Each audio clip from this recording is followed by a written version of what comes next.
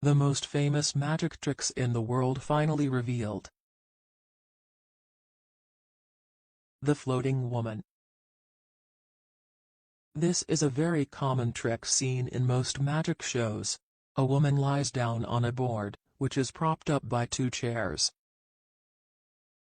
The chairs are then taken away, and the board is miraculously still in the air. A hoop is then pulled all along the woman's body to prove that she isn't being held up by wires. In this trick, the hoop is clearly a distraction. It keeps you from staring a little too hard at the position of the magician, who's standing in the way of a steel beam that is holding the board in place. The Levitating Man. This is quite a reasonably common piece of street magic. A performer seems to float above the ground, balancing just on a stick or a cane that can't possibly be that strong to carry their weight. It almost seems like they have found a way to cheat gravity. In reality, there is actually a reason these performers are almost always wearing baggy clothes. The clothes happen to hide a platform, and the cane is simply anchored to the ground using a very heavy platform. They are therefore sitting very comfortably, and the laws of gravity have definitely not been broken. Walking on water. Master illusionists like David Blaine and David Copperfield have managed to pull this trick off, which always has amazed audiences. Walking on water happens to be something that Jesus did in the Bible, which is why it shouldn't be possible for mere mortals. And the reality is that it isn't possible at all. No magician has ever actually walked on water, as they are just carefully standing on clear perspex boxes. These boxes are as good as invisible when they are placed below the water's surface. That is why onlookers are always forced to watch this particular trick from a safe distance. Pulling a rabbit out of a hat. If you cannot pull a rabbit out of a hat, are you even a magician? It's easily one of the oldest and most traditional tricks in all of the magic, and it is still a common fixture in several magic shows that you see today. Always be incredibly suspicious when you see a magician using a surprisingly long tablecloth.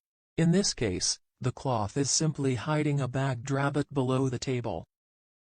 All the magician has to do is get this rabbit out of the bag and into the bottom of the hat through a nice hole in the table. Cutting someone in half. Anybody could cut a human being in half, but seemingly it's just magicians who are able to do it without taking the person's life involved in the process. Not only that, they can even put them back together again mere moments later. There are always two people involved in this particular trick, and both of them are very well-skilled contortionists. They will fold themselves up inside the cramped space within the boxes and simply give the illusion of being one body. It's quite uncomfortable, but it isn't impossible. Biting a coin in half. You'll only see this particular trick attempted by magicians who are extremely well adept at the sleight of hand. They will ask for a coin from an audience member, bite it in half, and then simply hand it back to them. Sometimes they will even magically put this coin back together. The real trick here is instantly switching the real coin with a pre-bought prop, one that easily breaks in half when significant pressure is applied to it. That's why magicians are always extremely specific about the coin they ask for, as it has to match the prop. The Zig Zag Box. Another unforgettable trick from the classic era of magic. An assistant simply steps into this box, and then the magician appears to break them into 3 pieces. Usually, the torso is shifted to the extreme left or the right, and the body appears to be completely disconnected. If this were possible, magicians would simply ask for volunteers from the audience to do it. However, they don't, as they need an exceptional contortionist who can just about bend themselves within the box enough to make this illusion possible. Objects appearing from nowhere.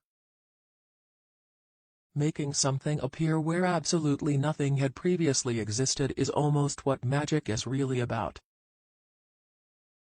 In this case, let's use the example of a pigeon appearing in a performer's hands, accompanied by an incredibly blinding flash of light. You always know that something is up when a magician is wearing a bulky jacket. All they have done is pull the pigeon out of it.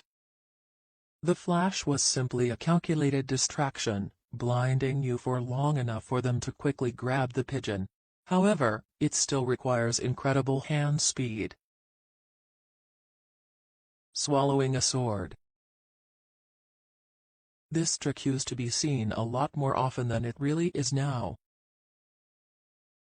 We have a nasty feeling that it might have resulted in a few accidents, and performers have decided that all the risks simply outweigh the rewards when it comes to doing it successfully.